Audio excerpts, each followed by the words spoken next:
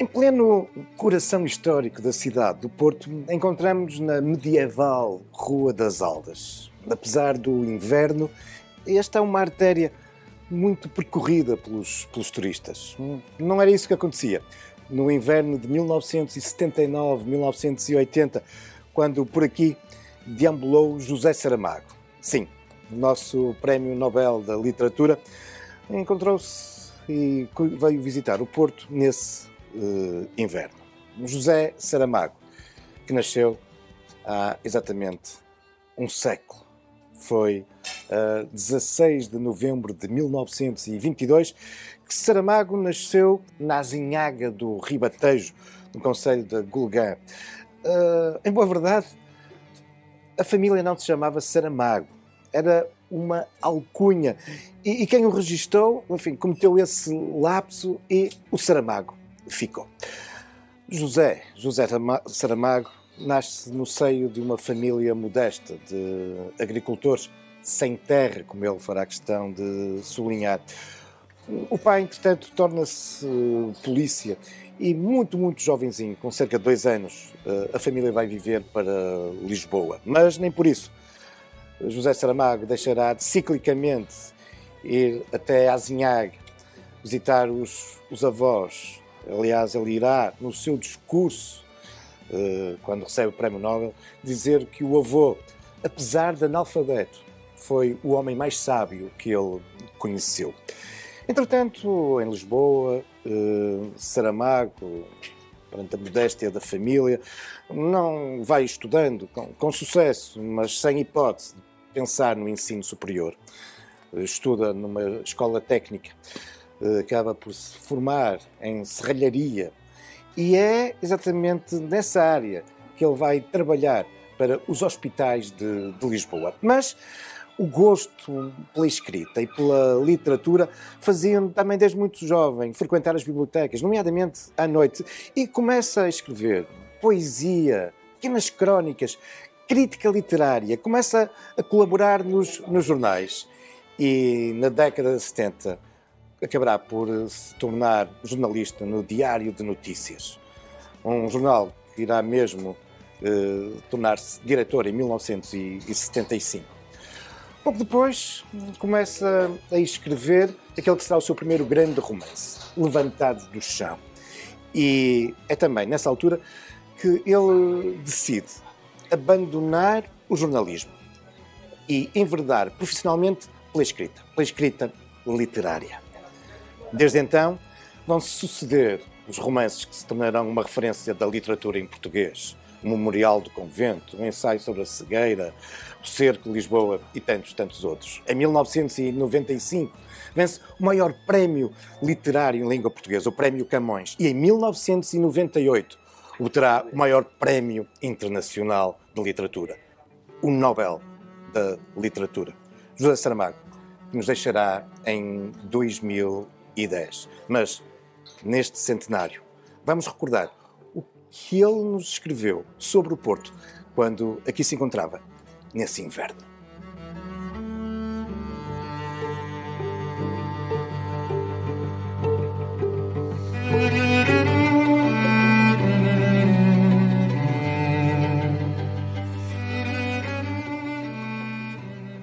Pouco depois desta sua importante decisão, a de passar a viver da escrita literária, José Saramago vai ter uma importante encomenda. Para assinalar o 10º aniversário da sua presença em Portugal, o Círculo Leitores encomenda ao escritor um guia de visita ao nosso país. O Viagem a Portugal será publicado em 1981, mas para o redigir, Saramago andou a visitar o nosso país entre 1979 e 1980. E foi exatamente nesse inverno que ele se deslocou até à cidade do Porto. Reler hoje Viagem a Portugal permite-nos perceber o quanto este país se modificou em muitos aspectos e noutros, como as coisas ainda permanecem iguais. No caso do Porto, de facto, as mudanças foram muito significativas. Nesse início da década de 80, a cidade era ainda uma cidade marcadamente industrial. Uma cidade onde os autocarros andavam repletos de operários e operárias que se dirigiam para as unidades industriais no Porto. E é exatamente essa a primeira aproximação de Saramago ao Porto. O Porto é já perto. Passa um pouco das 6 quando o viajante entra na cidade. Nas paragens dos autocarros esperam grandes filas de mulheres. São operárias das fábricas deste lado suburbano. Mas não é essa cidade industrial do bulício operário que Saramago vai visitar. Aos bairros de construção recente não vale a pena ir fazer perguntas. Aos subúrbios de mal viver não é agradável nem cómodo ir procurar respostas. Tem o viajante, quem diz este, diz outro, a boa justificação de ser de belezas e grandezas a sua busca. Busca então, com a ressalva de não esquecer que no mundo não faltam fialdades nem míseras coisas. Ainda este núcleo histórico não havia sido classificado pela Unesco como Património da Humanidade. Acontecerá 16 anos depois da visita de Saramago, em 1996, mas já o escritor percebera que era por aqui que deveria começar e centrar a sua visita à cidade. O viajante está no Largo da Sé, olhando a cidade. É manhã cedo. Veio aqui para escolher caminho, decidir um itinerário. A Sé ainda está fechada. O Paço Episcopal parece ausente. Do rio vem uma aragem fria. O viajante deitou contas ao tempo e aos passos, traçou mentalmente um arco de círculo cujo centro é este terreiro. E achou que, quanto queria ver do Porto, estava delimitado por ele.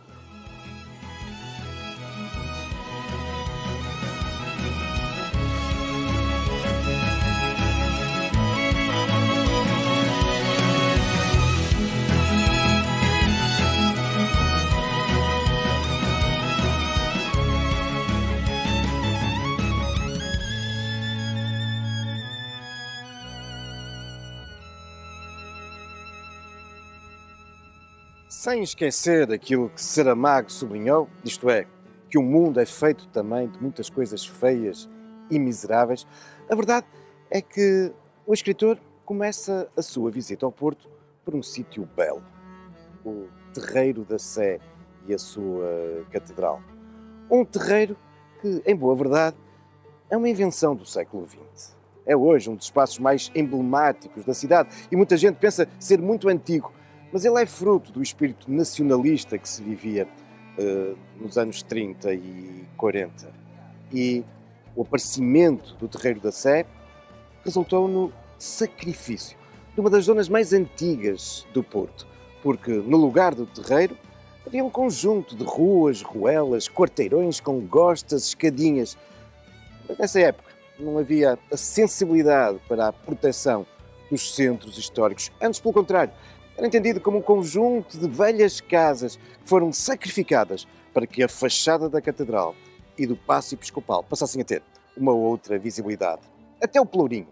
O Pelourinho do Porto hoje está fotografado, mas não é do que uma peça de 1940, da autoria da Cooperativa dos Pedreiros. Mas aquilo que de facto chama a atenção de Saramago é a Catedral. A imponente Sé do Porto. O seu aspecto atual, em grande parte, resulta da construção românica do século XII. Mas sabemos bem que ela terá origens muito mais antigas.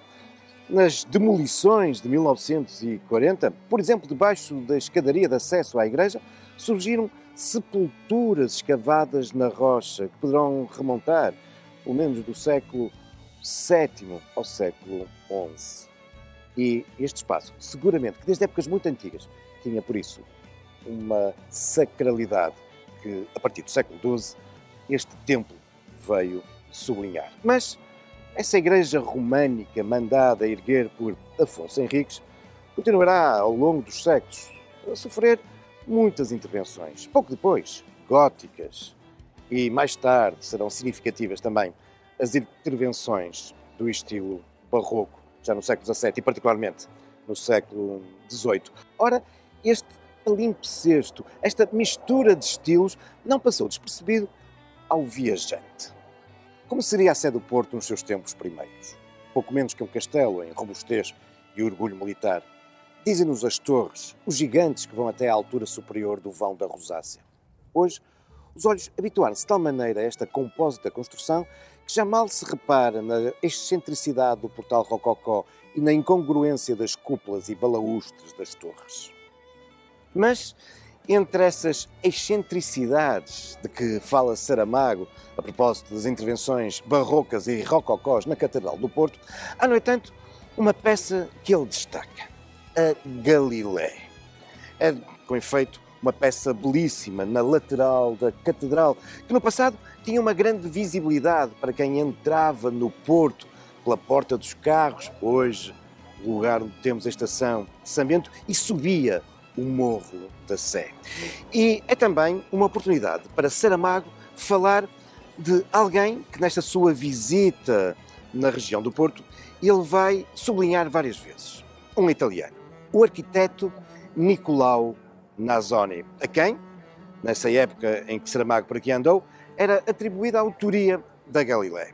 Hoje, fruto de posteriores investigações, sabemos que a Galilé tem o contributo de Nasoni, mas é também uma peça que resulta da intervenção de outros criadores, esses portugueses.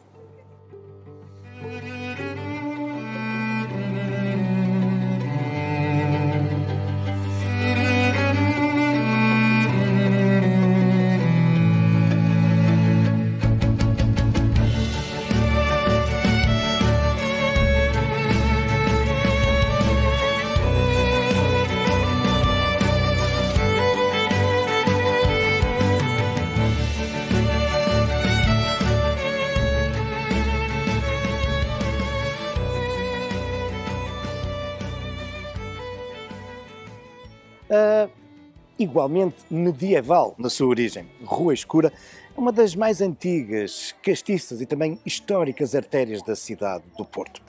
E é também um bom exemplo de como muita coisa se alterou desde esse inverno de 1979, 1980, quando Saramago por aqui deambulava. Nessa altura, a Rua Escura era caracterizada por um grande bulício mercantil. Ao longo da rua, apinhavam-se um grande número de vendedeiras que vendiam todo o tipo de produtos. Entretanto, já na passagem do século XX para este nosso século XXI, a poucas dezenas de metros de distância, foi construído um mercado, o mercado de São Sebastião, para onde, muitas vezes contrafeitas, as vendedoras foram obrigadas a fixar-se. Mas, quando Saramago por aqui estava, de facto, era uma enorme agitação dos vendedores, dos clientes e de grande colorido. Aliás, o colorido não passou despercebido a Saramago, que até nem se importava com os plásticos. Na Rua Escura, que contraditoriamente se ilumina ao abrir-se para os degraus que dão acesso ao Torreiro da Sé, há um mercado popular desses de levante. Ainda bem que os frutos naturais e os legumes se entornaram até aqui. Ainda bem, por esta vez ainda bem, que os fabricantes de plásticos têm uma firme predileção pelas cores vivas. A Rua Escura é um pedaço de arco-íris e de todas as janelas pendem roupas a secar, arcos da velha e arcos da nova, que tudo aqui lavou.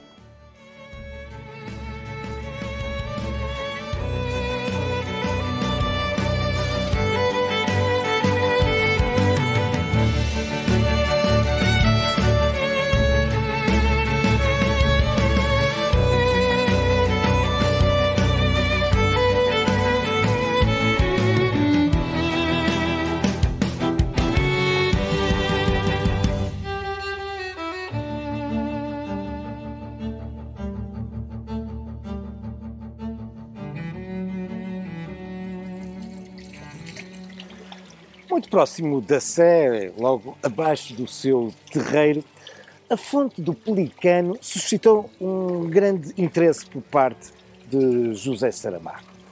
A fonte do Pelicano, que é uma designação popular, em boa verdade este é o chafariz da Rua Escura. Isto porque esta estrutura do século XVII Originalmente encontrava-se na Rua Escura. Entretanto, fruto das profundas transformações urbanísticas que esta área da cidade sofreu por volta de 1940, este velho chafariz foi para aqui transferido. A curiosidade de Saramago vai se centrar, obviamente, na figura do Pelicano, de onde deveria brotar a água, porque quando Saramago cá esteve, isso não acontecia. Mas a sua atenção centra-se também na figura das crianças que sustentam a taça e das duas mulheres. Mas o interesse do escritor é acompanhado pela sua preocupação com o estado de conservação em que se encontrava este monumento. A fonte, toda ela suja, maculada, sem ter quem a defenda. Se um dia o viajante torna ao Porto e vai por esta fonte e não a encontra, terá grande desgosto.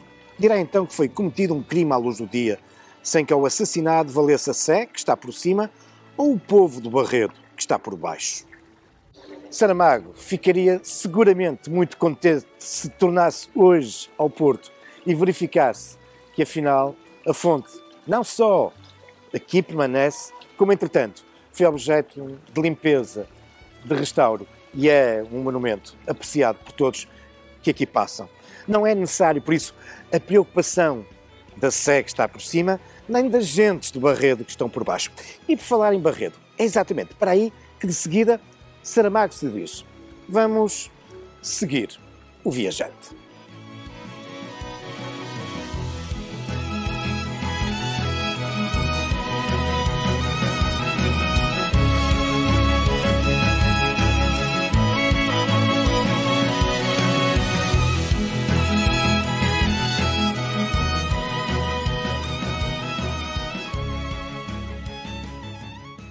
Por estar fiando estes pensares, é que decidiu o viajante começar a sua volta descendo as escadas das verdades, aquelas que, por trás do Paço Episcopal, vão descendo em quebra-costas para o rio. São altos os degraus, maus de descer, piores ainda de subir. Que razões terão sido as deste batismo? Não sabe o viajante, tão curioso de nomes e das origens deles.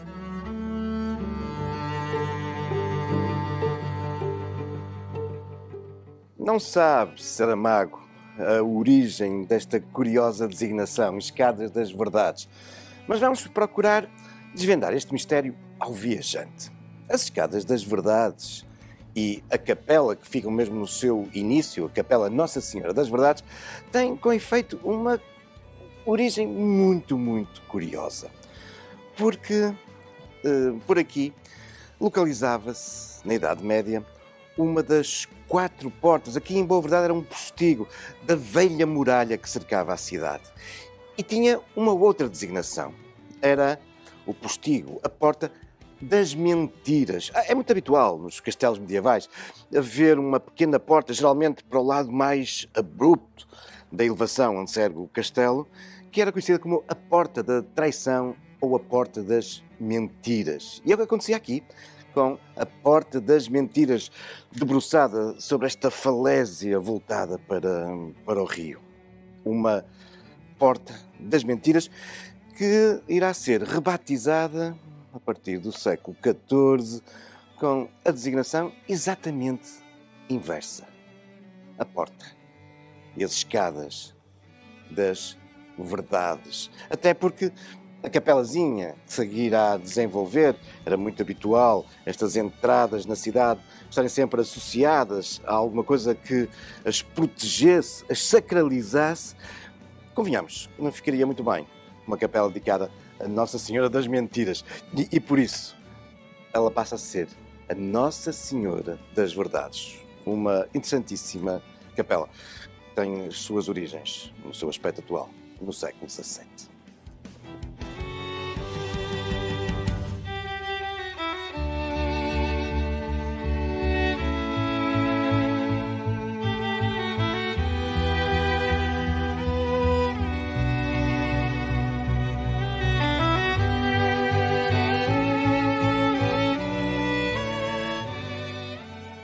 Na verdade, estas escadas das verdades são bem íngremes e custosas.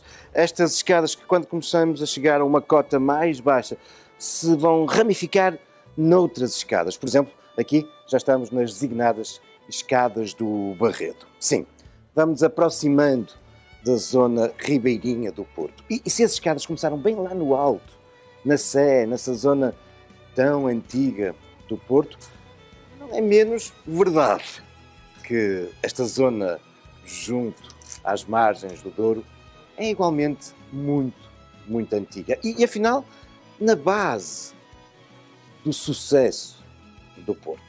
Com efeito, não nos podemos esquecer que foi neste morro, o Morro da Sé, na Idade Média designado também como o Morro da Pena Ventosa, que nos diz bem da topografia e do relevo, uma penha, um penhasco alto, batido pelo vento. Pois bem, que foi neste Morro da Pena Ventosa, da Sé, que a cidade nasceu, e tanto quanto nos permite hoje a arqueologia saber, há já quase 3.000 anos que se encontra continuamente ocupado este morro.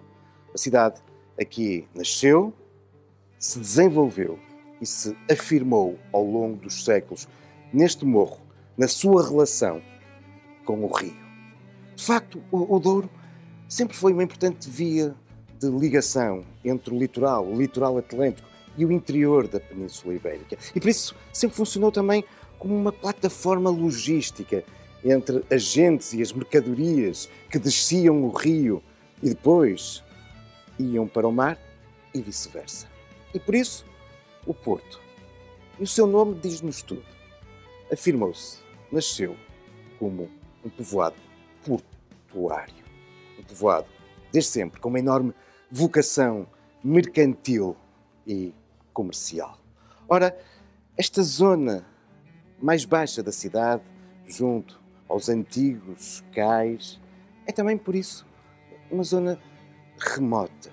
E por aqui, nesta área, não nos faltam os vestígios dessa antiguidade. Por exemplo, aqui, na Rua de Baixo, temos esta, que é considerada como uma das mais antigas casas do Porto. Uma casa-torre, com os degraus do lado de fora. E, tanto quanto nos permite a observação das suas janelas originais, que subsistem até os dias de hoje, estamos perante uma construção que pode remontar mesmo ao século XIII. Ora, a antiguidade destas casas, a antiguidade destas ruas, acaba por ser também notada, de um modo sublime, por José Saramago.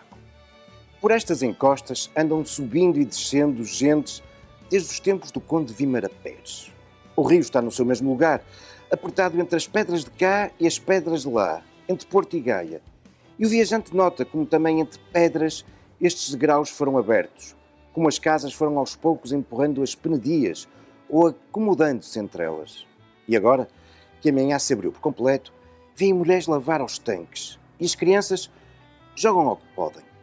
Há grandes flâmulas de roupa estendida alta nos prédios e o viajante sente-se como se descesse uma escadaria triunfal. E descendo esta antiquíssima da escadaria, esta difícil escadaria, mas que não deixa de ser, nas palavras de Saramago, uma escadaria triunfal, estamos agora a chegar ao Barredo, à Ribeira, à zona ribeirinha do Porto, que igualmente vai suscitar o interesse de Saramago. Mas isso são já outros factos, também algumas lendas. E o próximo, sim, o próximo episódio dos Caminhos da História.